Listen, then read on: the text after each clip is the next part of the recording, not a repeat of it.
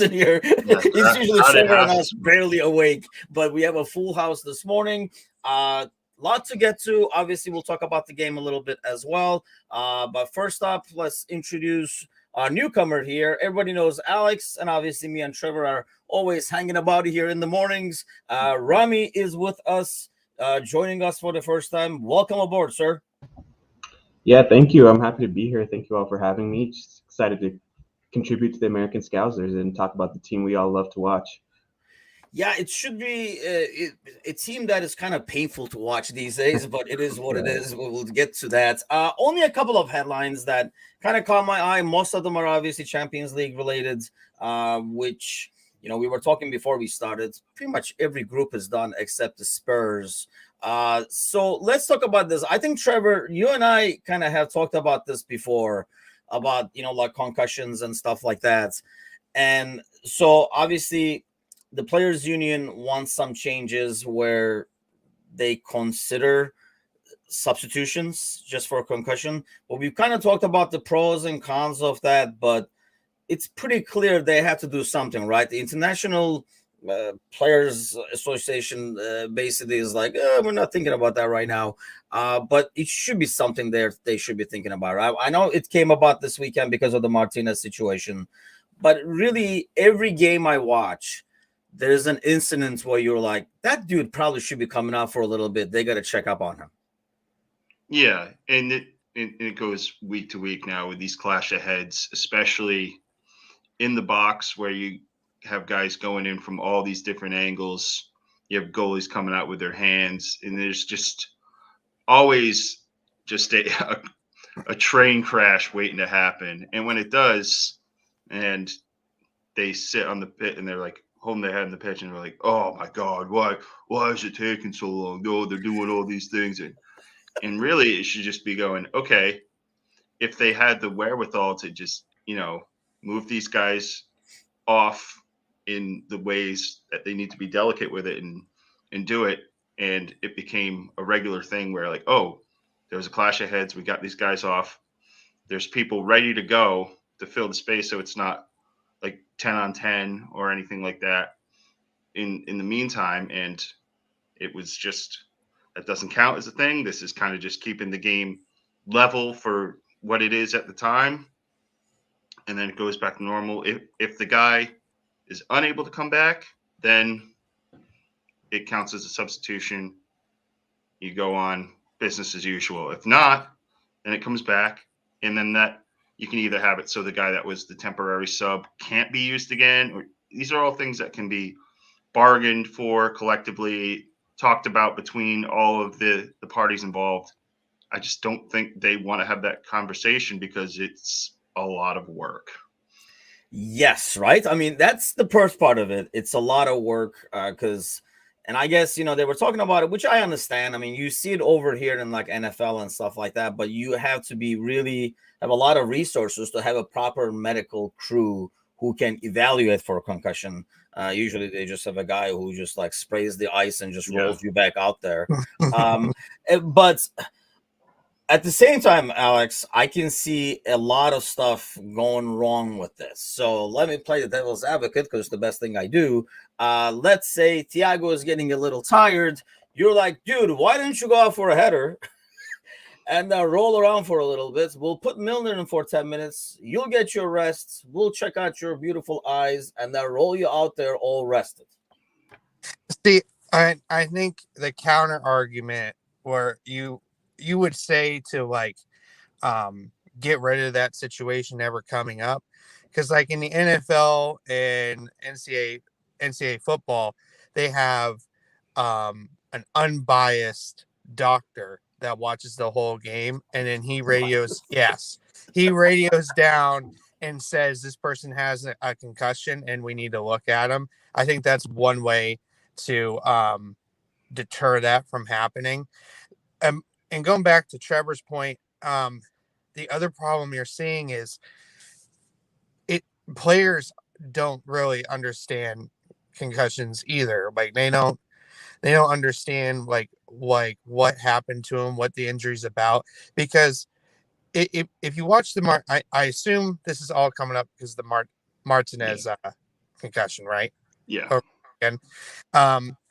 If you see him, he's arguing with the doctor, saying, "No, I'm fine. No, I'm fine," and he's clearly not fine because he's like stumbling. He doesn't really know where he's at, but he's saying that he's fine, and that's the biggest thing is probably teaching the players too their warning signs of a concussion, and they just don't know.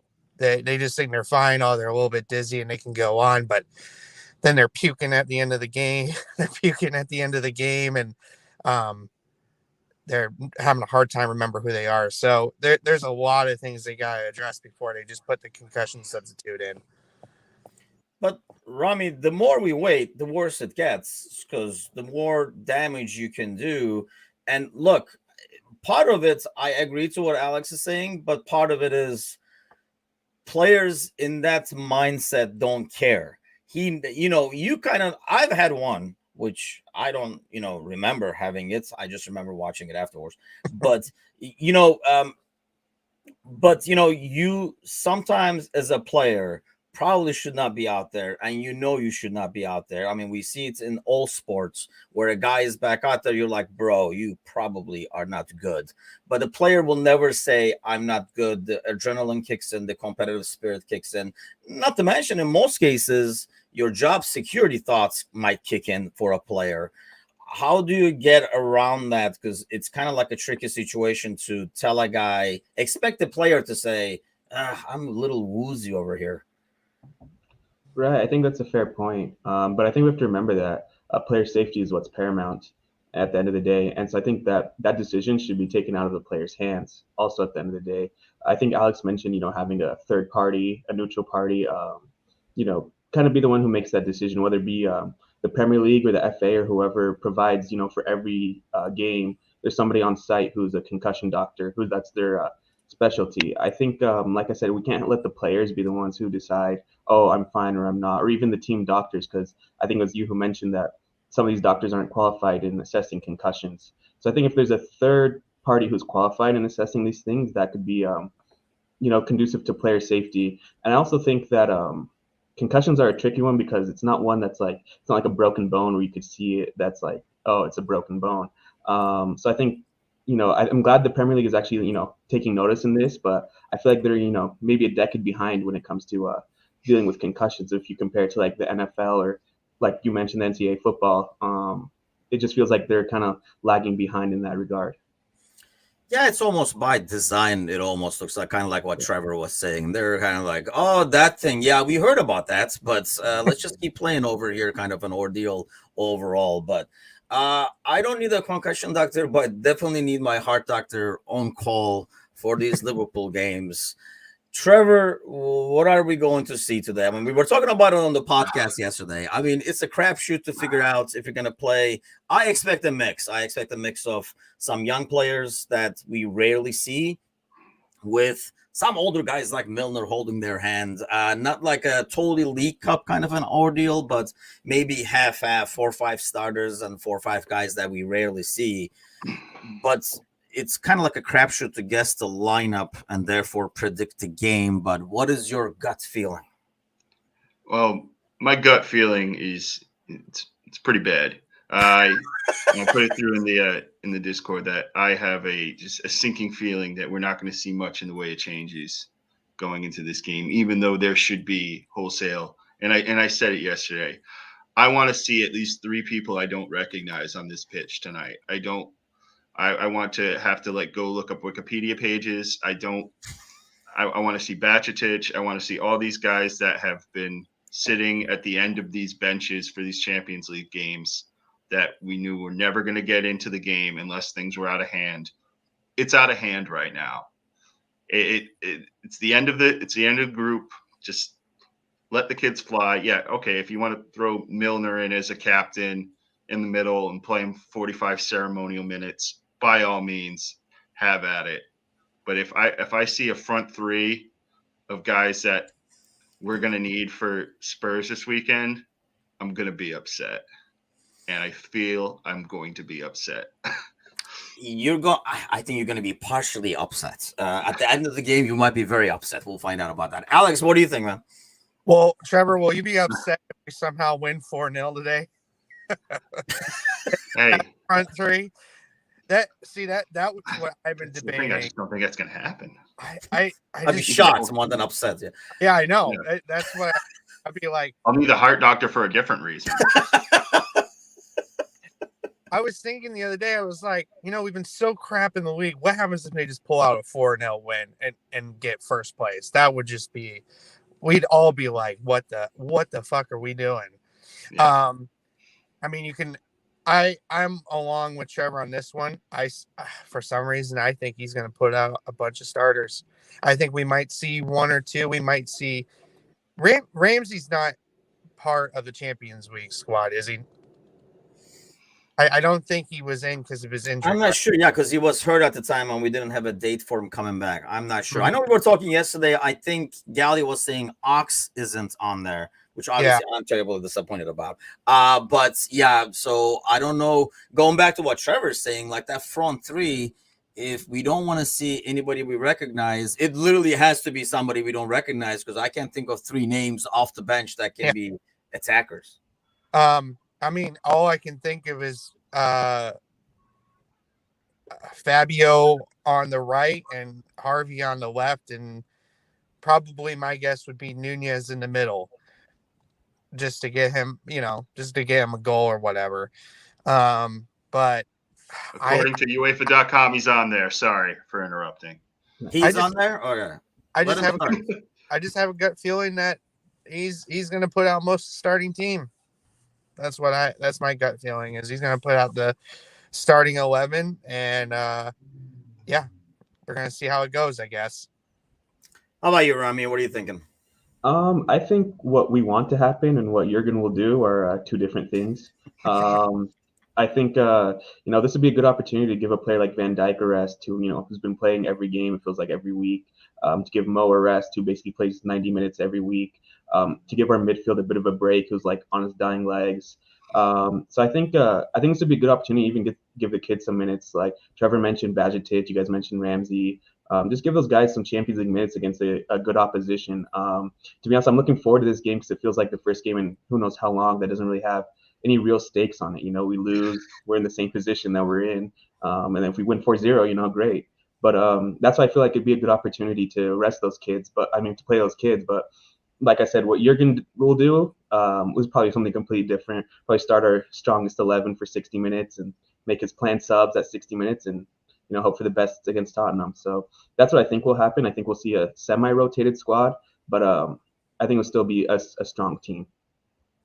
See, that worries me because I think Rami is right. I mean, we all know deep inside Rami is right about that. That Klopp is probably going to do his own thing, and he's going to be like, if anything, kind of like put the timer in like in the kitchen, and then this, like you saying, like 60, 65. We were going to get him 60 minutes. We were going to get him 25 minutes and stuff like that, and set it up like that. But at the same time, if you're not doing a full mix, I feel like throwing 1 or 2 names out there is almost throwing them under the bus. Like you put a kid like Bajatic out there, or Ramsey out there against Napoli, who's like the top form in Europe right now in all the leagues.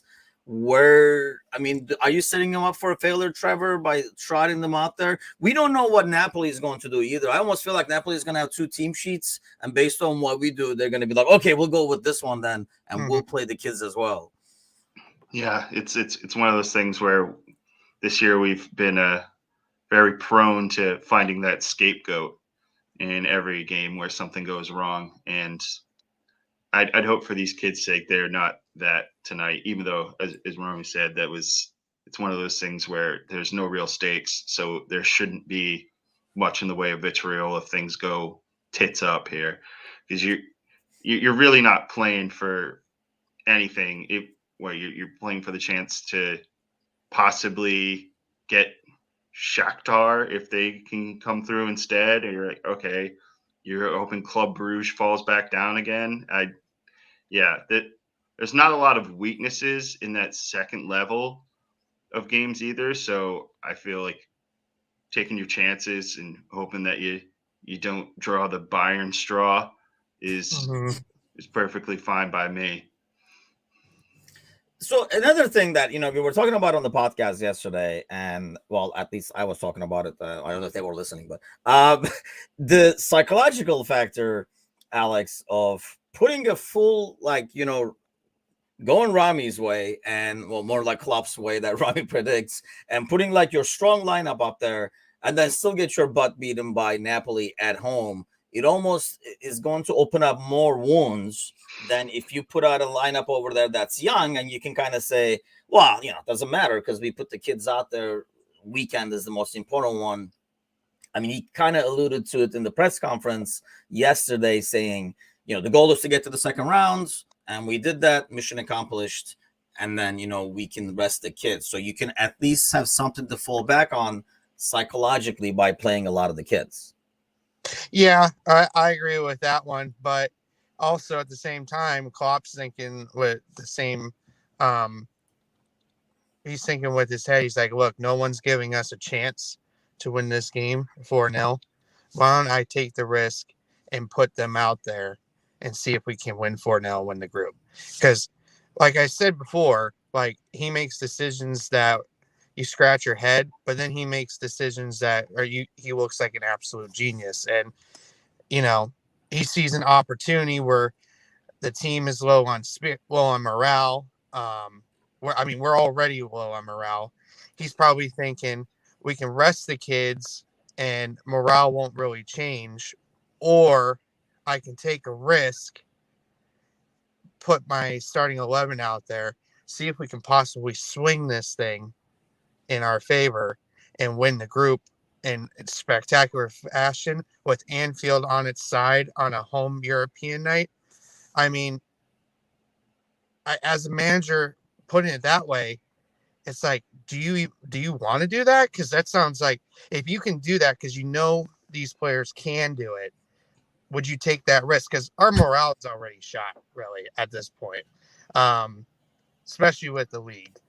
If you take a shot, hey, I mean, if you take a shot and try to win it, even if they win 3-2, 3-1, 3-0, I mean, that can do a lot for the team going into these last couple games in November, especially the Spurs game. If you have a strong showing against Napoli today before the Spurs game, and Spurs don't even they might not even qualify today for any of the European spots, that might be a big flex going into the weekend, especially away.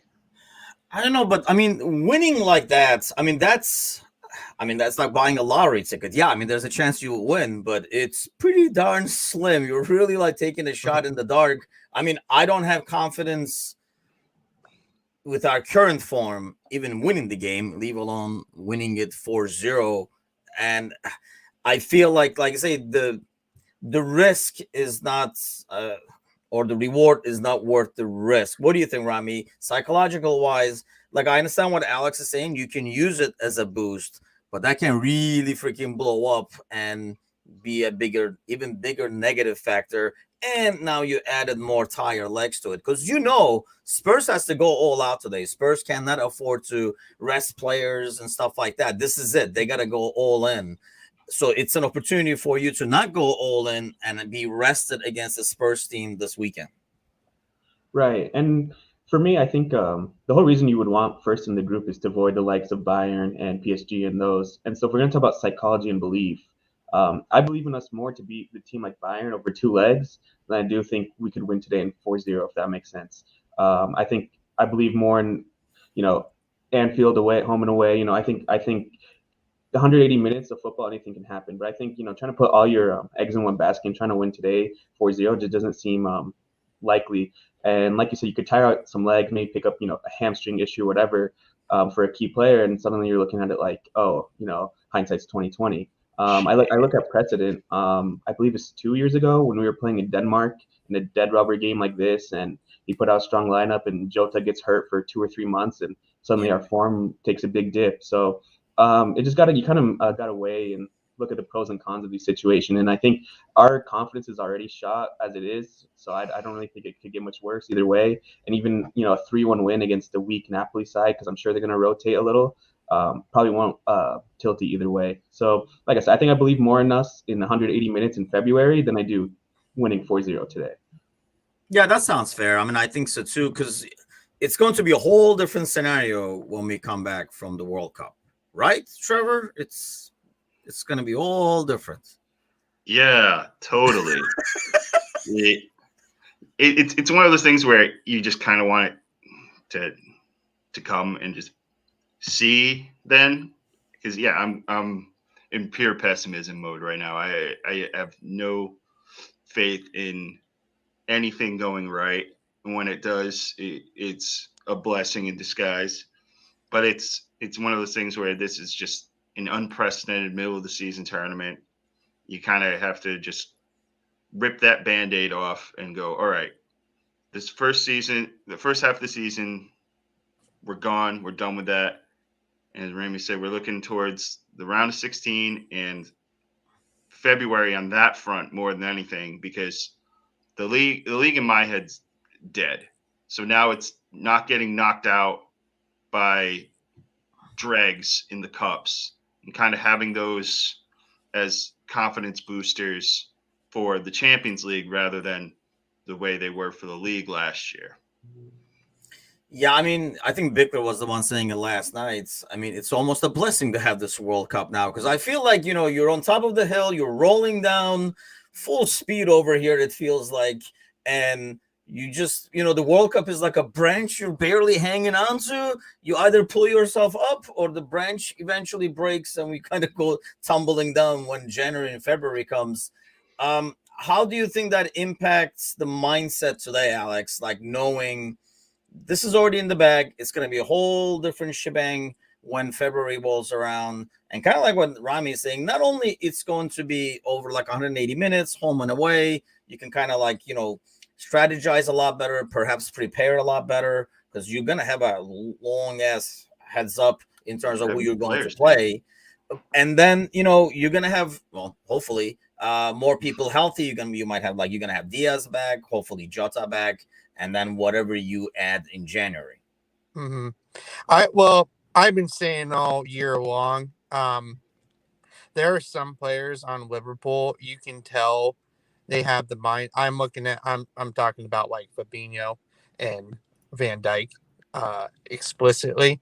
There are some players that are playing on Liverpool that they've had bad injuries in the past and are having second thoughts going into the season, especially with the World Cup around the corner. And they feel like they don't want to miss the World Cup. So maybe they aren't playing to the standard they should be playing.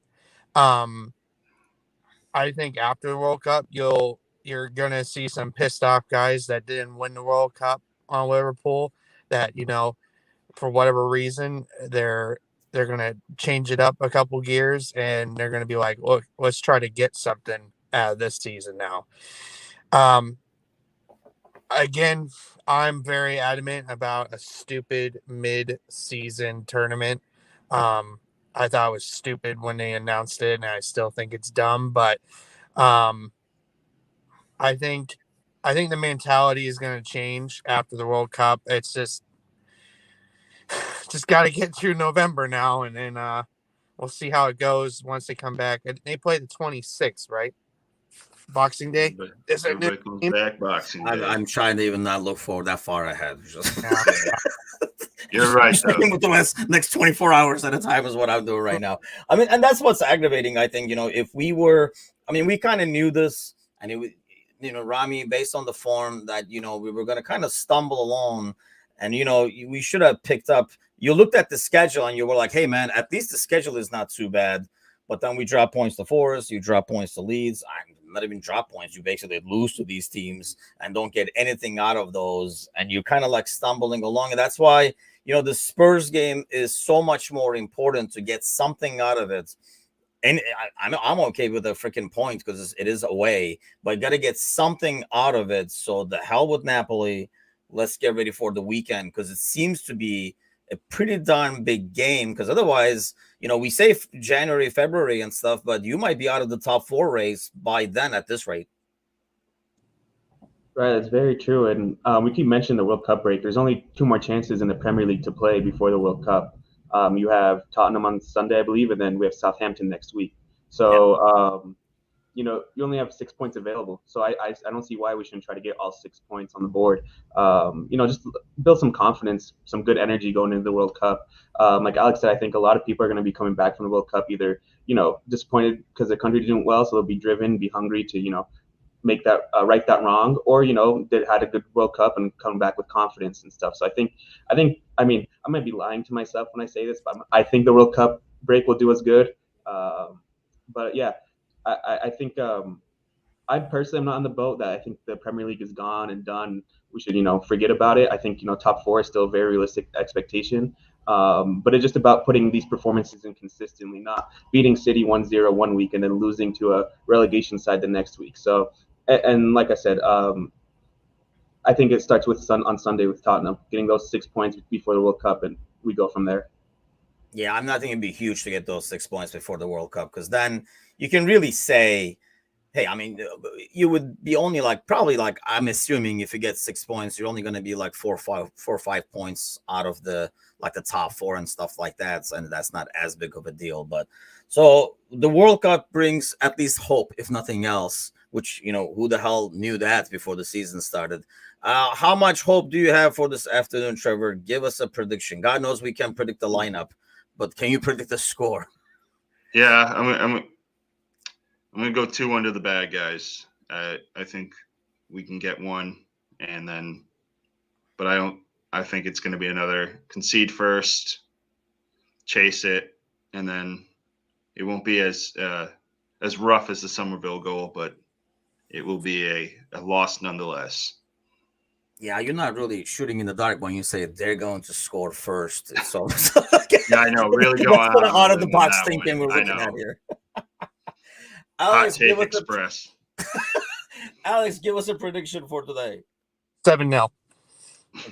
Alex is like filling in for boys over here. He's got us winning the World Cup today somehow. No, I think I think it might be like a 2-1, 1-1 today, honestly. I mean, if they pull out 4-0, great. I guess the other thing I totally forgot is away goals don't count anymore. So really, it doesn't matter if you get first or second, really anymore. So, I mean, I'll probably be grudgingly, I'll probably be watching the Spurs game to see if they get knocked out totally, because it'd be funny as hell if they do. But yeah, I might just look at the Liverpool game, see how it's going. But I think probably just a 1-1 draw probably today, most likely. I think matchup wise, I mean, it's Murphy's Law. We'll probably get Bayern or PSG or something, but it gives you an opportunity to maybe get like a Club Brugge or something like that. And there, I mean, in some ways, I don't know if that's scarier, because this team does play down to the competition sometimes. I mean, we've seen in the City game that they can, when they focus, it's the team that we're used to. When that focus is not there, it's God knows what the hell you're going to get, kind of a deal. Rami, give us a prediction, man. What do you have happening later today? I'm feeling a 2-1 win for Liverpool. I think. See, that's the new guy is the optimistic guy. Thank God. Yeah. I feel like Napoli will put out a side that's just good enough to not lose 4-0, but not good enough to beat us as well. So I think that's where the optimism comes from. Whether I was kind of leaning towards 1-1, but I don't want to take Alex's prediction, so I went for the 2-1 instead. So yeah. I'll go with 2-2. That was like what I had yesterday. I'm kind of rolling with that. I'm hoping both teams rotate. That creates a lot of disconnects even when we are rolling full speed, you see us when we rotate too much, it doesn't click as well. The good old days, remember when we were like kicking everybody's ass? So I'm hoping, Napoli has the same issue, still some quality on the field, but one way or the other, I'm hoping it's a half-half mix, so we will have some quality out there and a lot of people trying to prove themselves.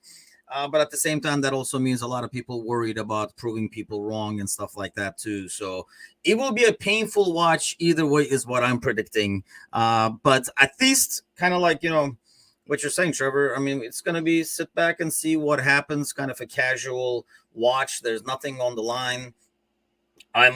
I'm going to wait for the lineup. Once the lineup comes out, it's just going to be like, let's see what happens, kind of a deal. So that's going to be a difference. But we'll be here for the post-match, and hopefully we'll be talking about a win or at least some good performances, some hope moving towards the weekend. I mean, maybe we'll get to make fun of Spurs or whatever at the same time. You never know. Thanks a lot, guys. And thanks to all those who are listening. Do not forget to give us a like, share, subscribe, and all that good stuff. And then we will see you guys after the game today. Yep, there you go. Take it easy, guys.